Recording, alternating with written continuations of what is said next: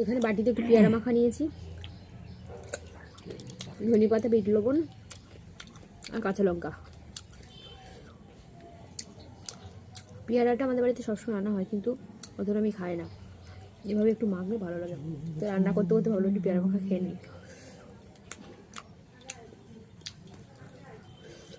মাখা জিনিসের একটা আলাদা স্বাদ।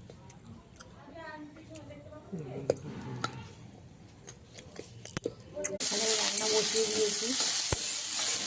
দিয়েছি, শাক ভাজা হচ্ছে, আর এখানে উচ্ছে ভাজা হয়ে গেছে, আর মাছ দিয়ে ওলকপি পেঁয়াজ দিয়ে ভেজে ভাজা হয়ে গেছে, বাটা মাছ।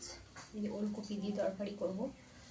আর এখানে ওল কাটা হয়েছে, এই ওলগুলো না করে মা বলেছে আমি বেটে দেবো সর্ষে দিয়ে, ভালো লাগে না। আমি ওল বাটা খাইনি, কচু বাটাটা খেয়েছি, তো দেখি কেমন লাগে। অবশ্যই রেসিপিটা শেয়ার করবো।